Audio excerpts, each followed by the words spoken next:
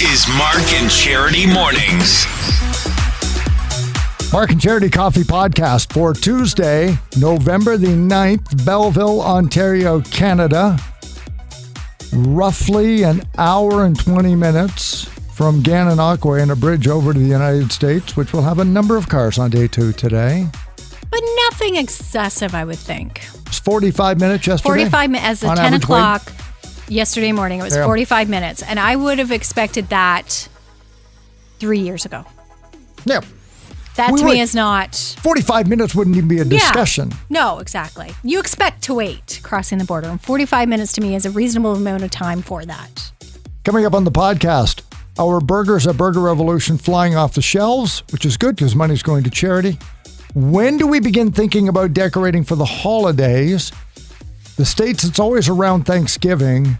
And that is what leads into discussion number 1, which is the fact that they can't wait to have us back.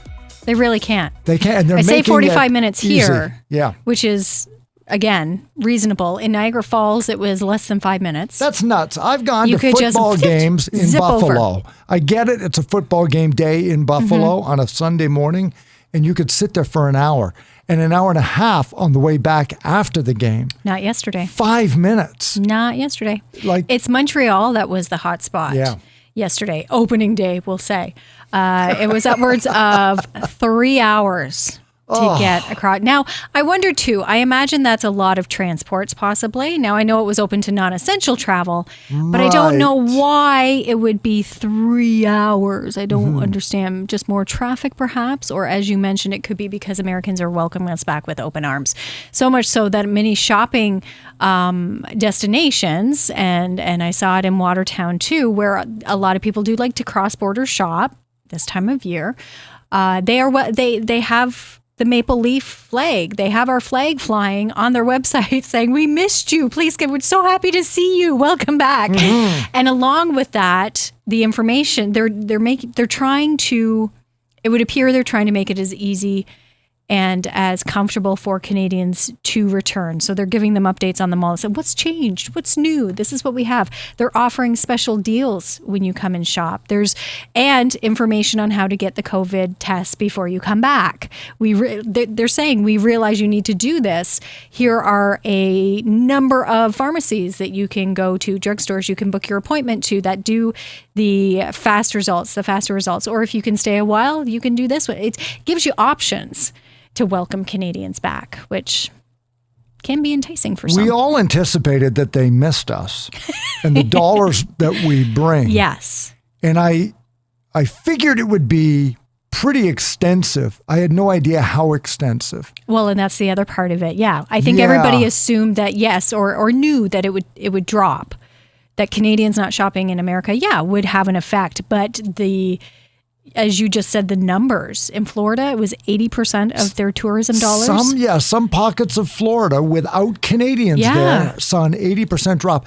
I think I naively assumed that when the borders closed, or when each country stayed in each country, people in Chicago who never went to Florida, who couldn't fly to Mexico or whatever, would just go to Florida and take Canada's place. That's what I assumed would happen. So, yes, tourism would hurt down there, but not 80%. Yeah. It would be made up by the northern travelers who normally didn't go to Florida. Exactly. Apparently, that didn't happen at all. If you had never gone to Florida before the pandemic, you didn't choose to go during. And only now is that word coming out that 80% of them are. We had Martha on the show, owners of the radio station yesterday on the show, talking about how they are talking about how much they love the fact Canadians are back. And that isn't just, the parks where they stay.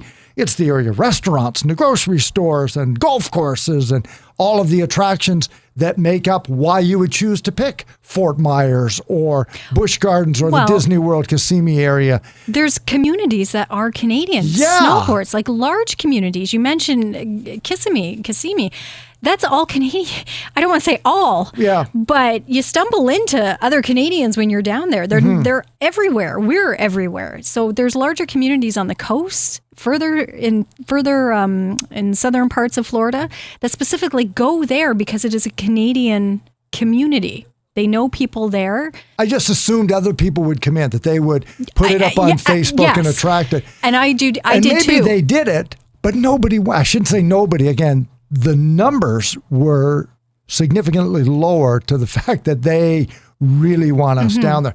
I think part of it too is though, because we did that here.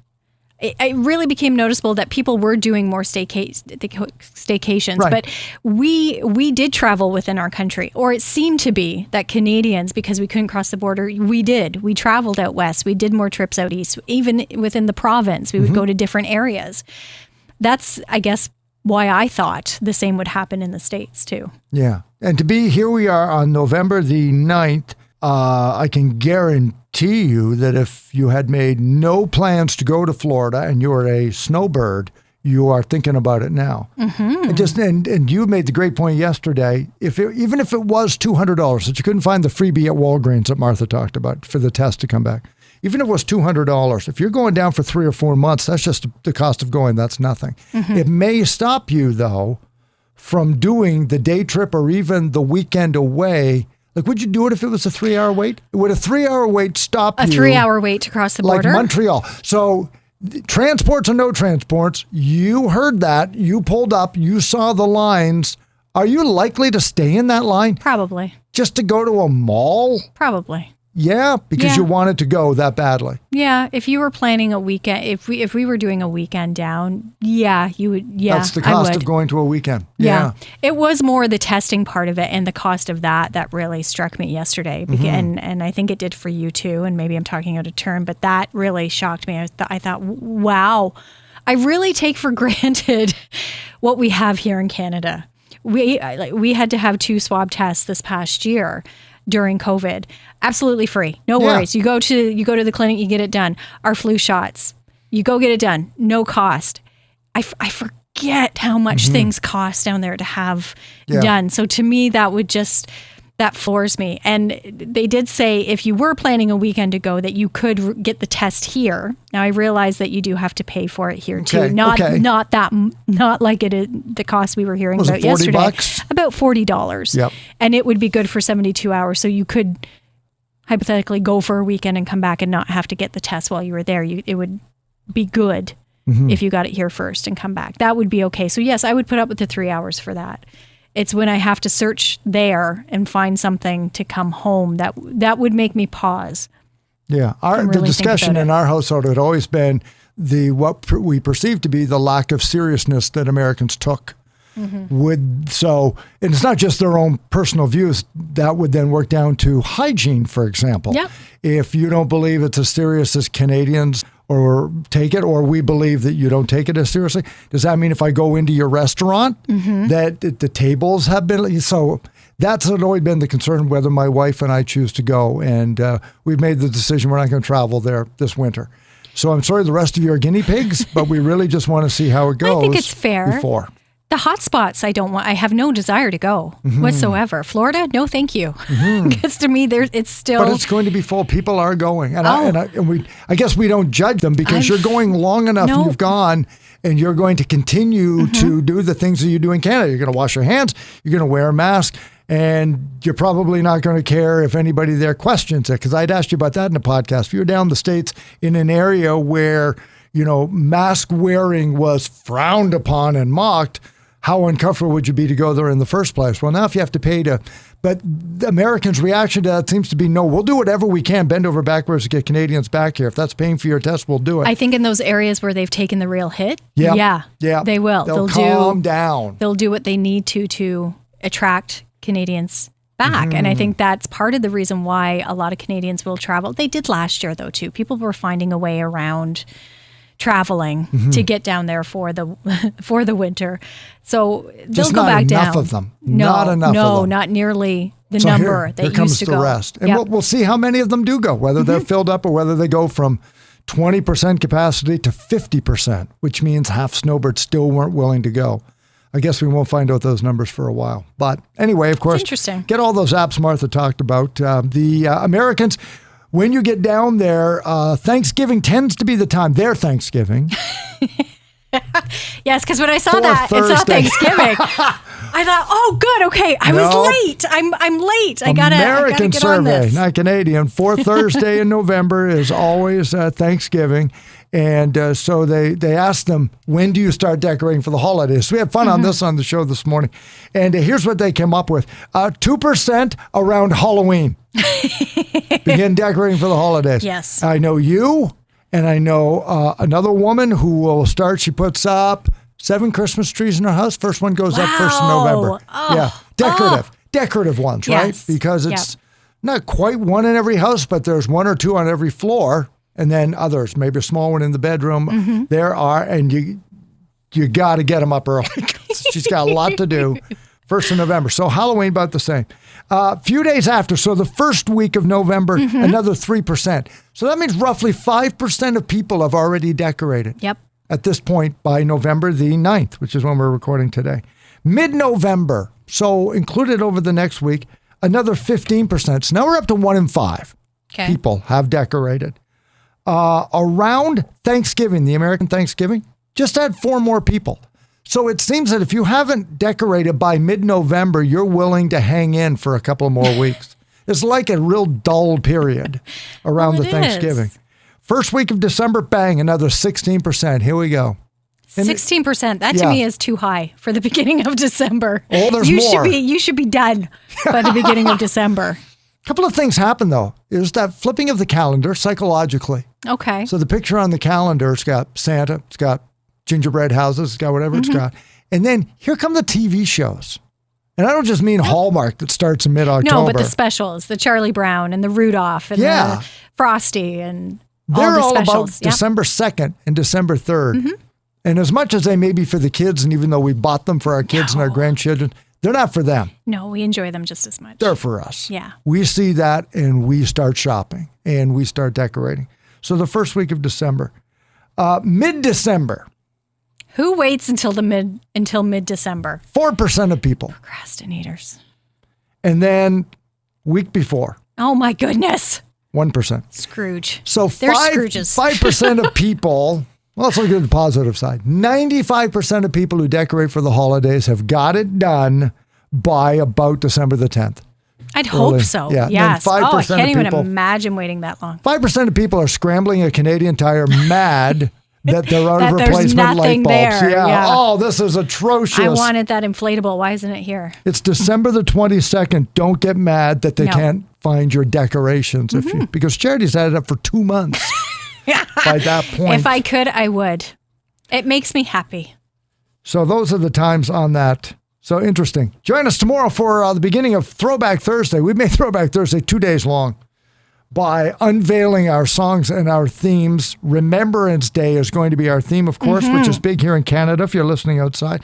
We call it Remembrance Day in Canada. It's Veterans Day in the United States. It is known as Armistice Day in other countries because that was the signing of the armistice, which brought peace after World War I on the 11th day of the 11th month at 11 o'clock in the morning. And so we have our poppies that we wear. So we're going to give you our songs. It's brought to you by Burger Revolution, where this month you can buy the Charity Burger in Belleville. Their brand new location, formerly opened a Cafe on Friday. To great fanfare. Or the Mark Burger in Trenton. $1 from each is going to be going to local organizations because of CFB Trenton in Trenton. My dollar is going to be going to the Trenton Legion. Yep. And a charity to the Enrichment Center for Mental Health here in Belleville. And numbers are in after week 1. Wow. Thank you to everybody who went and enjoyed our burgers last week because I think we can share this. Yeah. We were going in pretty, I'd say cautious isn't the right word. Cautiously optimistic. Cautiously optimistic that someone may enjoy our burger. Right. Yeah. We were hoping by the end of the month to maybe raise $100 each. We were hoping that we would have enough for that.